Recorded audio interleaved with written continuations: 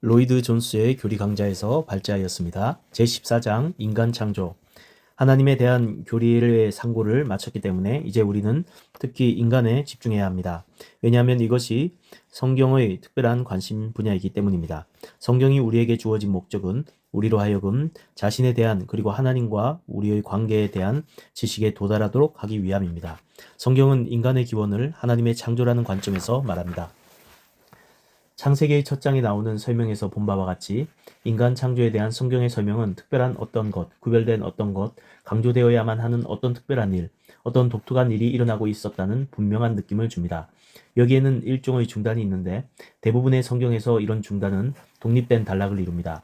이 모든 것은 지금 행해지려고 하는 일이 특별한 일이라는 것을 우리에게 상기시키기 위해 설계된 것입니다. 하나님께서 사람을 창조하시기 전에 우리의 형상을 따라 우리의 모양대로 우리가 사람을 만들자 창세기 1장 26절에서 말씀하는 것을 봅니다. 복되신 삼위일체께서 인간을 창조하시기 전에 함께 합의하셨던 것을 보게 됩니다. 다른 것의 창조에 대해서 이런 말씀이 전혀 나오지 않습니다. 그 다음에 성경이 우리에게 주시는 사항은 인간이 하나님의 형상대로 만들어졌다는 것입니다. 인간에게는 이렇게 특별한 점이 있습니다. 그 다음에 우리는 창세기 2장 7절에서 또 다른 어떤 사실을 발견합니다. 여호와 하나님이 흙으로 사람을 지으시고 생기를 그 코에 불어넣으시니 사람이 생명이 된지라. 인간의 경우에는 그를 구성하는 요소들의 구별이 있습니다. 육체와 영이 구별됩니다. 역시 이 점은 독특하며 다른 창조에서 보지 못한 점입니다. 하나님께서는 땅의 흙을 취하여 그것으로 인간의 육체를 만드셨습니다. 그러나 인간에게 영혼을 넣는 데에는 아무것도 취하지 않으셨습니다. 하나님께서는 인간의 코에 생명의 숨을 불어넣으셨습니다. 그러므로 여기에서 관찰할 수 있는 중요한 사실은 인간의 육체와 영혼을 구성하는 요소들의 구별입니다. 물론 또 한 가지 강조점은 인간에게 즉시 주어진 고귀한 위치입니다. 인간은 모든 창조물, 모든 자연, 모든 동식물에 대한 주인으로 만들어졌습니다. 유감스럽지만 여기에서 우리는 골치 아픈 진화론의 문제를 다루어야 하기 때문에 잠깐 빗나가지 않을 수 없습니다. 여러분도 아시다시피 인간이 동물로부터 진화했다고 믿는 사람들이 많이 있습니다. 인간이 원숭이와 비슷한 창조물로부터 진화했다고 말하는 자들도 있는데 중요한 것은 진화론은 인간이 어떤 동물에서 진화했다고 하므로 결국 인간의 특별 창조 교리를 부정하는 것입니다. 나는 진화론이 성경의 가르침을 부정한다는 사실을 여러분에게 증명하고자 합니다. 반복하건대 성경에는 중단이 있습니다. 인간이 동물로부터 진화되었다면 동물의 창조와 인간의 창조에 대한 설명 사이에 이런 중단이 없었을 것입니다.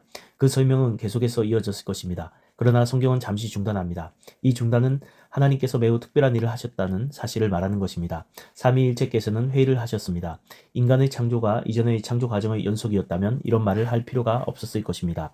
이와 관련하여 우리가 주목해야 할 중요한 사실들이 있습니다. 첫째로 인간이 모든 동물들과 본질적으로 다르다는 사실입니다. 인간은 자의식을 가지고 있습니다. 인간은 도덕적 자유를 가지고 있습니다. 인간은 분명히 추상적인 생각을 할 수 있습니다. 그리고 인간은 신앙과 예배를 할 수 있습니다. 어떤 동물도 이런 특성을 가지고 있지 않습니다. 그러나 성경의 시작부터 이런 특성들이 인간과 모든 종류의 동물들을 구별하는 특별한 질적인 차이들이라는 사실을 강조합니다. 진화론은 인간이 거의 동물들과 구별되지 않는 낮은 위치로 출발하였는데 그 후 계속 짐승과 다르게 발전하여 결국 완전하게 되었다고 설명합니다. 성경은 정반대의 말을 합니다. 성경은 인간이 가장 정상에서 출발했다가 그 정상으로부터 타락했다고 말합니다. 구원에 대한 성경의 입장은 완전하게 만들어졌던 인간이 타락하여 불완전해졌다는 사실에 의거합니다. 그러므로 우리는 진화론과 싸워야 합니다.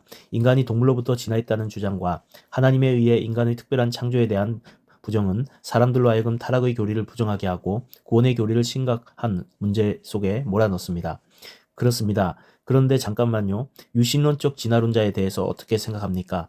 라고 묻는 사람들이 있을지 모릅니다. 우리가 말하는 바 유신론적 진화론자라고 하는 사람이 무엇보다 순수 과학적인 근거로 인류가 진화론에서 주장하는 방법으로 진화했다는 사실을 입증해야 한다는 것입니다. 유신론적 진화란 인간의 몸이 동물로부터 진화했지만 인간의 영혼은 하나님께서 특별히 주신 것이라고 말하는 이론입니다. 그러나 그 이론을 입증할 증거가 없습니다. 뿐만 아니라 유신론적 진화론은 우리의 문제를 전혀 풀지 못합니다. 유신론적 진화론은 여전히 우리에게 타락이라는 엄청난 문제를 남겨놓습니다. 성경이 단정적으로 우리에게 말하는 다음 사항은 인류는 하나라는 것입니다. 성경은 온 인류의 단위성에 대한 교리를 매우 분명하게 가르칩니다. 성경은 인류가 두 사람, 즉 아담과 하와로부터 나왔다고 가르칩니다. 성경은 절대로 이 사실을 얼버무리지 않고 분명하게 설명합니다. 이 교리가 창세기에 설명되어 있다는 사실을 부정하는 사람은 아무도 없을 것입니다. 사도 바울도 아덴의 사람들에게 같은 말을 했습니다. 사도행전 17장 26절 인류의 모든 족속을 한 혈통으로 만드사. 로마서 5장 전체에서 주장하는 논증은 인류가 하나라는 것입니다. 모든 인류는 아담으로부터 나왔고 그러므로 아담이 타락했을 때 모든 인류가 그와 함께 타락했습니다. 그런즉 한 범죄로 많은 사람이 정죄에 이른 것 같이 의의 한 행동으로 말미암아 많은 사람이 의롭다 하심을 받아 생명에 이르렀느니라. 로마서 5장 18절. 그러므로 우리는 이 교리를 강조해야 합니다. 물론 성경이 항상 가르치고 주장하는 사실이 이제 성경 외의 증거에 의해 확증될 수 있다는 것에 차츰 매우 흥미있는 방법으로 발견되고 있습니다. 다음으로 우리는 인간의 타고난 본성에 대해 상고해 봅시다. 여기에서 중요한 의문은 영혼과 영이 하나인가 아니면 둘인가 하는 것입니다. 여기는 두 가지 주요 이론이 있습니다. 첫 번째 이론은 인간이 몸과 영혼을 갖는 이분법이고, 두 번째 이론은 인간이 유형적 몸과 동물적 생활의 기본인 혼, 그리고 하나님과 관계되고 이성적이고 영속하는 요소인 영을 갖는다는 삼분법입니다. 이분법을 지지하는 주장은 첫 번째 주장은 혼을 나타내는 용어와 영을 나타내는 용어가 성경에서 서로 바뀌어 사용되고 있다는 것입니다. 마태복음 10장 28절에서 인간은 몸과 영혼으로 묘사됩니다. 그러나 다른 곳에서는 몸과 영으로 묘사됩니다. 다시 말해서 두 용어들이 자주 서로 바뀌어 사용된다는 사실을 성경을 볼 때 분명합니다. 그러므로 우리가 이 사실에서 이끌어낼 수 있는 결론은 인간은 두 가지 요소, 즉 몸과 영혼만으로 이루어졌다는 것입니다. 우리는 비록 성경이 영과 혼과의 차이가 있다고 말하지는 않지만 영과 혼을 구별 짓는다고 말할 수는 있습니다. 차이는 없고 구별만 있을지도 모릅니다. 확실히 성경은 우리에게 영이 하나님과 관계 있고 하나님의 말씀을 통한 성령의 역사를 받을 수 있는 우리 개개인 안에 있는 영적인 또는 무영적인 요소의 부분이라고 가르칩니다. 영은 우리를 하나님과 관계 지어주고 하나님의 성령께서 우리에게 활동하실 수 있게 합니다. 만약 무영의 요소가 하나밖에 없다면 그 무영의 요소의 한 부분을 영이라고 칭할 수 있습니다. 영은 우리를 하나님에게 연결시켜주는 요소입니다. 반면에 혼은 몸을 움직이고 우리로 하여금 생각과 의지와 감정을 가능케 하는 무영적 요소의 부분입니다. 혼은 우리의 몸과 연결시켜주고 몸을 통해 다른 사람과의 의사소통을 할 수 있게 해주는 우리의 한 부분입니다.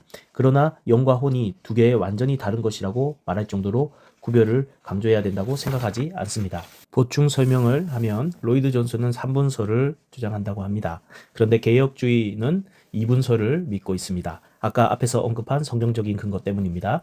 영과 혼은 하나이지만 영적인 요소와 혼적인 요소는 또 구별되게 한 영혼 안에 존재합니다. 마치 동전의 양면성과 같습니다. 서로 뗄 수 없이 하나이지만 또 다른 특징과 역할을 가집니다. 영은 하나님께서 우리에게 영해주시는 말할 수 없는 탄식과 평안을 느끼고 직관합니다. 혼은 영이 느낀 감동을 우리가 이해할 수 있는 단어, 문장, 감정으로 표현하는 것입니다.